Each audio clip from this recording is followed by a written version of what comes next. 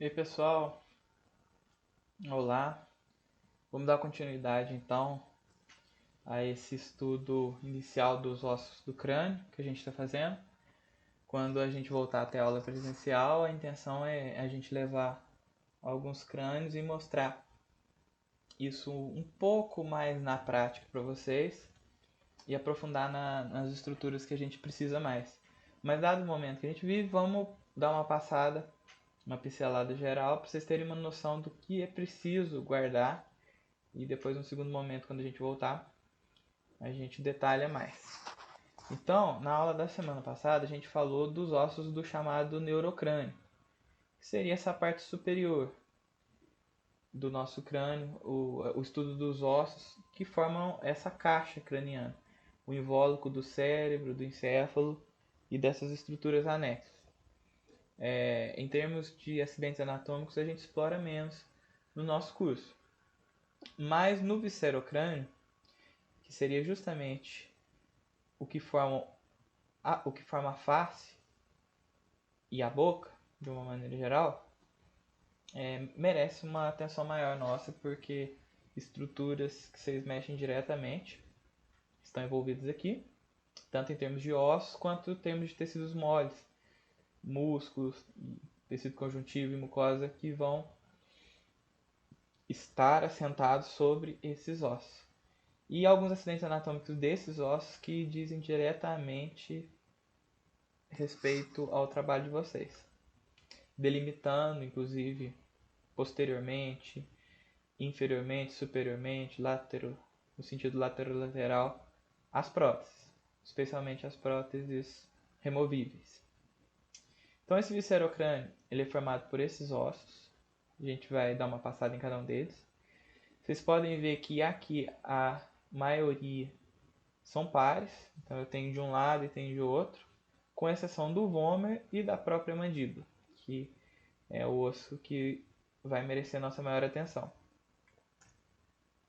Então vamos começar pelo nasal, né? Já que a gente começou esse estudo dos ossos do crânio de cima para baixo, estudando os ossos da calota craniana, terminando o neurocrânio, a gente começa os ossos do viscerocrânio, inicialmente pelo osso mais superior, que seria o nasal. O nasal é um osso par, ele forma o terço superior do nariz. Se vocês apertarem, vocês vão perceber o seguinte: os dois terços inferiores do nariz são mais molinhos, são formados por cartilagem. Isso, inclusive, a cartilagem central aqui, na asa cartilagem alar acessória. Apenas essa porção superior é formada por osso. É formado por um osso que é um osso par. Já pulei lá para o final para os exercícios, né? É formado por esse osso que é um osso par nesse terço superior. E aí, gente, enquanto eu vou achando aqui, ao final desse conteúdo, eu acho que a gente vai ter mais essa aula e mais uma outra. Vou deixar uma lista de exercícios para vocês também, como a gente tem feito das outras formas. E aí depois o Rogério vai comunicar uma novidade lá para vocês, em relação a uma mudança de cronograma que a gente vai ter. Então esse osso nasal é isso aqui, na verdade, esse par de ossos. Isso aqui, que forma esse terço superior do nariz, o resto do nariz todo de cartilagem. E a parte interna a gente tem o vômer, a concha nasal inferior e parte do etimoide formando as outras conchas. Mas em relação ao osso nasal, é um osso laminar, que tem uma margem que faz comunicação com o frontal, principalmente, lateralmente forma a parte da órbita, inferiormente tem essa margem aqui. Esse ósseo vascular é por onde saem alguns vasos sanguíneos que irrigam o nosso nariz. Ixi, de novo, fui pro final.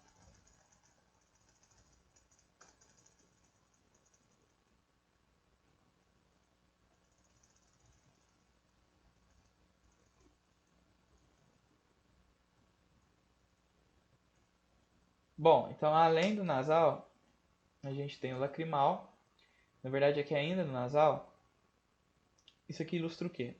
ilustra uma paciente, uma senhora, que teve o seu nasal fraturado. Olha a aparência que o nariz fica. Por quê? Tudo que a gente tem dos 2/3 inferiores do nariz são de cartilagem. Se o osso nasal foi fraturado, toda aquela cartilagem perde a sustentação e fica com esse aspecto caído. O osso lacrimal também, lembrar que é um osso par, e ele está numa posição posterior ao osso nasal. O que a gente destaca? Olha aqui o osso nasal, aqui a gente tem o processo zigomático da maxila, e atrás aqui a gente tem o osso lacrimal, aos pares. O que a gente destaca nele? A fossa lacrimal e a crista lacrimal posterior, por onde passa todos os nervos e vasos que vão irrigar os nossos olhos. A fossa lacrimal, que vai alojar a glândula lacrimal. Então, numa visão transcendental, a gente vê esses dois ossos lacrimais posteriormente aos nasais, certo? Formando a órbita junto com vários outros ossos. Aqui a gente tem o lacrimal, a fossa lacrimal aqui ilustrada. Aqui a gente tem o etimoide. Aqui a gente tem o canal óptico, que vai passar o nervo óptico. E uma série de outros ossos formando essa órbita. O zigomático, vocês estão vendo que nasal e lacrimal a gente tem que saber localizar. O acidente anatômico deles não é tão importante, pelo menos para o nosso objetivo. O zigomático, que ele vai fazer uma comunicação com o frontal, com a maxila. Olha aqui a posição que ele está. Ele está em comunicação com a maxila. Ele está em comunicação lá com o osso temporal. E ele está em comunicação com o osso frontal. Isso aqui é uma ilustração que é muito comum, um acidente automobilístico, um acidente de motocicleta. A pessoa bater a face, bater a cabeça e fraturar o zigomático. E ter que fazer essa manobra, esse procedimento, para imobilizá-lo até que aconteça a cicatrização. A concha nasal inferior, que é isso aqui, lá tá lateralmente, né, dos dois lados. Por que concha nasal inferior é um osso, enquanto concha média e concha superior não são na verdade acidentes do osso etimoide? A concha nasal inferior, ela é um osso por si só. Ela forma então essa parte inferior da área lateral do nariz e ajuda a filtrar o ar que a gente respira. O vômer, que é esse ossinho aqui, olha aqui o vômer, ó, em azul, ele vai formar essa parte inferior do septo nasal. Essa parte vermelha superior é formada pelo etimoide. E essa parte inferior do septo nasal, lá internamente, é formada pelo próprio vômer.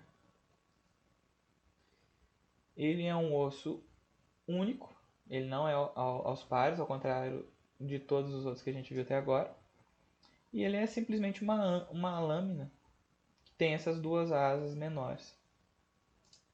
Forma essa numa visão inferior, né? E forma parte do septo nasal e parte do assoalho desse nariz, ainda não da cavidade nasal, mas do nariz. Está numa posição ali que a gente vê superior e posterior ao processo palatino da maxila, né?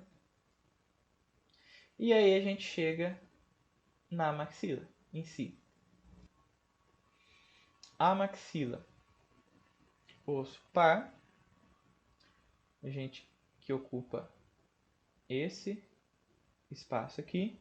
Vocês veem que de cara, qual que é a importância dela para a gente? Formar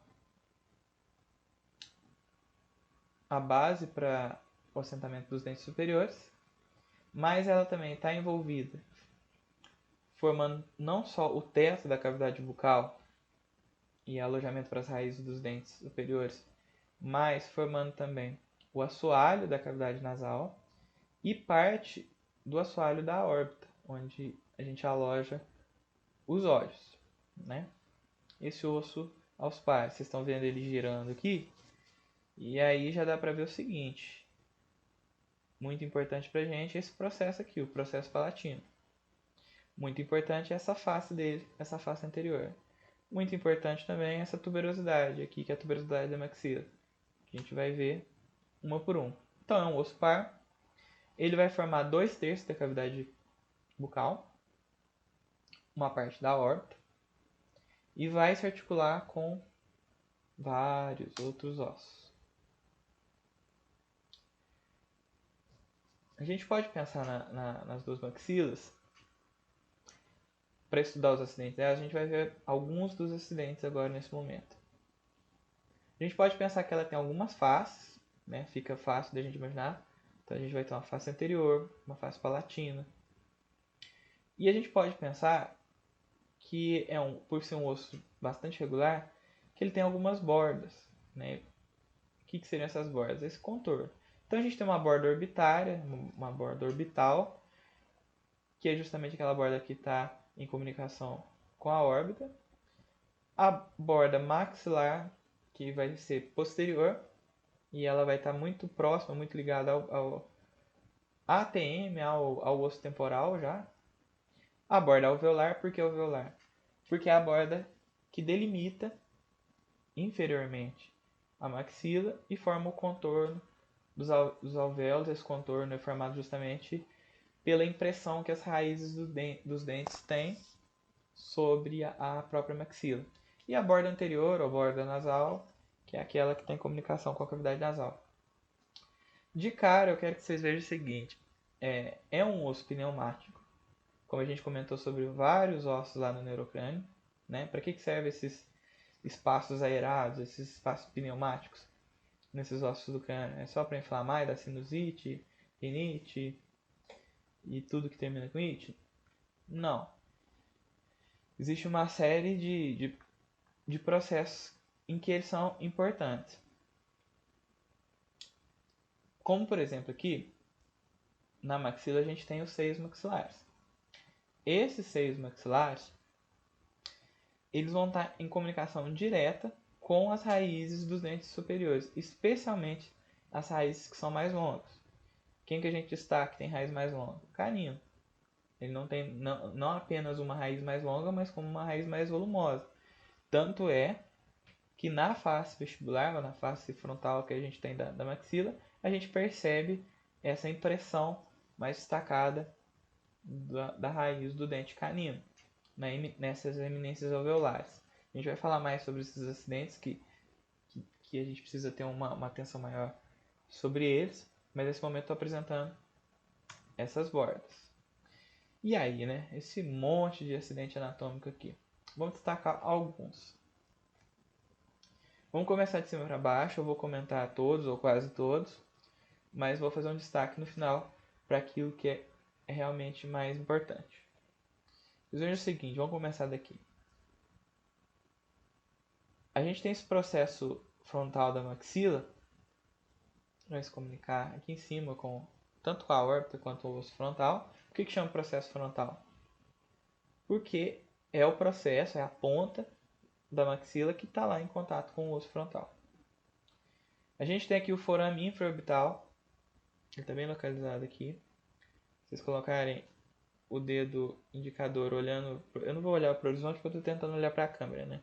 Mas vocês olhando para o horizonte com o dedo indicador, qualquer dedo na frente dos olhos, descendo aproximadamente de 5 a 10 centímetros, ou dois dedos, assim, 10 centímetros não, 5 centímetros, vocês descem aqui, vocês conseguem achar uma depressãozinha.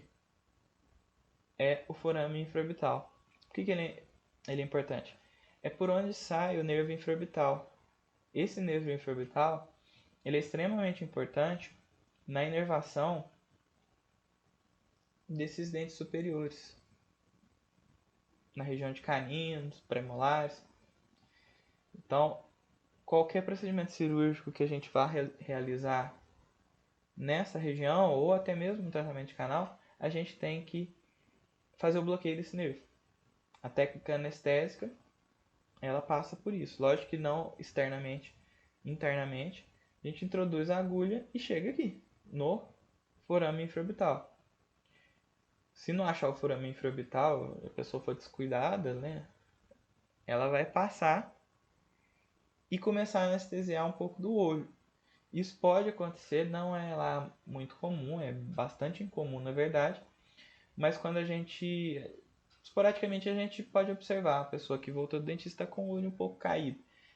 É que aquela anestesia passou um pouquinho além da conta, ela não anestesiou somente o forame infraorbital, né? Ela não chegou só no forame infraorbital e fez o bloqueio do nervo infraorbital, mas ela passou para algumas outras estruturas e tecidos moles que estavam envolvidos mais com a órbita e com os olhos. Na verdade, o próprio nervo, esse nervo, ele vem de um caminho em que você tem uma inervação anterior que passa pela própria órbita. A gente tem aqui essa crista zigomática, que é o que vai estar em comunicação com o osso zigomático. A fossa canina. Por que fossa canina? Aqui eu vou ter que fazer um salto para explicar isso. Seguinte, a gente tem, isso não só na maxila, mas na mandíbula também, contornando as raízes dos dentes, as chamadas eminências alveolares e os sulcos alveolares. Eminência seria aquele contorno do osso, ou então a impressão da raiz do dente sobre o osso, formando uma proeminência ou uma eminência, uma elevação. Eminência alveolar é a marca da raiz naquele osso. E entre uma eminência e outra a gente tem os sulcos alveolares, que seriam as depressões. Tanto na arcada superior quanto na inferior, né? Ou seja, tanto na mandíbula quanto na maxila, a gente tem como a eminência mais preeminente a eminência canina. Até porque a raiz do canino é a raiz mais longa e a raiz mais volumosa. Ela forma esse acidente anatômico bastante proeminente.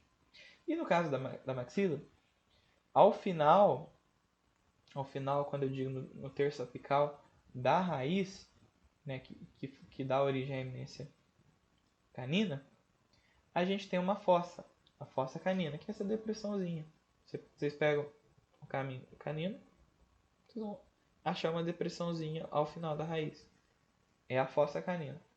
Aqui, incisura nasal, espinha nasal anterior, são delimitações que a maxila faz com a cavidade nasal frontalmente e lateralmente. Isso tudo seria a face anterior da maxila, certo? A gente tem aqui as eminências alveolares, e essas eminências alveolares elas estão no processo alveolar, né? Que é esse processo do osso que vai alojar todas as raízes dos dentes. Posteriormente, delimitando esse processo alveolar, delimitando essa maxila, e sendo o limite do que vocês chamam de área chapeável, que é a área, o limite posterior da prótese superior, principalmente da prótese total, das próteses removíveis também, de uma maneira geral, a gente tem a tuberosidade da maxila. Por que a tuberosidade da maxila é importante? Para vocês delimitarem onde é o término posterior da prótese. É o limite posterior da prótese superior. A gente vai falar mais um pouquinho dela. Processo zigomático da maxila, que é o processo pelo qual a maxila se liga ao osso zigomático. Aqui alguns forames alveolares, para onde saem alguns nervos. A face infratemporal, por quê? Porque é uma porção da maxila que está de frente, que está de frente mesmo para o osso temporal. Sulco infraorbital é por onde passa o nervo infraorbital. Esse nervo vem do crânio, passa aqui e sai aqui, lá no forame infraorbital. A face orbital, né, aquela face da maxila que está formando parte do assoalho da órbita, né? A margem, cisura lacrimal e a margem lacrimal, menos importante para a gente. E essa é uma visão inferior da maxila, onde a gente vê aqui em amarelo é maxila, que está aqui em azul já é o osso palatino, é um outro osso. Então, a gente tem aqui formando o teto da cavidade bucal e, consequentemente, o assoalho da cavidade nasal, o processo palatino da maxila, que é isso aqui. Certo? E esse processo palatino da maxila, o que a gente precisa destacar nele? O que a gente precisa entender? Nesse processo palatino, lateralmente, a gente tem os processos alveolares, certo? Os processos alveolares, a gente vai alojar os dentes. Aqui, o que a gente destaca? O processo palatino da maxila, como a maxila é um osso par, dividido em dois, a gente tem que ter a união de uma maxila para com a outra, certo? Então a gente tem aqui a sutura palatina mediana, que divide uma maxila com a outra, no plano palatino. A gente tem a sutura palatina transversa, que vai dividir os ossos palatinos que vai fazer limite dos ossos palatinos para com a maxila, certo? O que mais que a gente tem de destaque aqui nesse processo palatino da maxila? As espinhas palatinas, elas vão formar essas irregularidades que a gente tem no palato, no céu da boca. E a RAF, até mesmo a RAF palatina. Interessante também notar é o seguinte: a gente tem esse forame incisivo, que é por onde sai o nervo incisivo, que inerva as raízes dos dentes anteriores. Na verdade, não as raízes, mas essa porção de tecido mole aqui, e parte sim das raízes dos dentes superiores. É uma técnica anestésica, quando a gente tem que bloquear esse nervo, bastante dolorida. É a técnica anestésica mais dolorida. Mesmo com o uso anterior de anestésico tópico, é uma técnica bem doloridinha. Uma outra coisa que eu quero destacar aqui é o seguinte. Eu comecei a falar e pulei. A gente tem essas irregularidades no nosso céu da boca por meio da formação dessas espinhas palatinas e desses sulcos palatinos, certo? E aí, num processo evolutivo, os nossos antepassados, na verdade, isso aqui não era só maxila. Era maxila e um outro osso chamado de osso incisivo. Vocês estão vendo o que está entre parênteses aqui? Sutura incisivo, osso incisivo? Essa porção aqui, num processo evolutivo, se fundiu e passou a ser parte da maxila. Mas no homem primitivo, talvez Neandertal até anterior, essa porção anterior aqui da maxila, na verdade, era um osso, o osso palatino. Então a gente tem esse resquício do processo evolutivo, que é um esboço de sutura, que seria a sutura incisiva, e o que seria o osso incisivo, certo? Mas na verdade isso aqui tudo hoje faz parte, hoje, né, no Homo sapiens sapiens, e faz parte da maxila, certo? Gente, eu vou parar por aqui, e aí na próxima aula a gente continua para a aula não ficar tão longa. E aí então na próxima aula a gente consegue finalizar essa introdução aos ossos do crânio, que esse é um conteúdo, por ser mais prático, eu acho que a gente precisa dar uma aprofundada e uma atenção maior quando a gente estiver na prática, certo? Então a gente continua a maxila na próxima aula e finaliza com o osso palatino e alguns acidentes bastante importantes da mandíbula.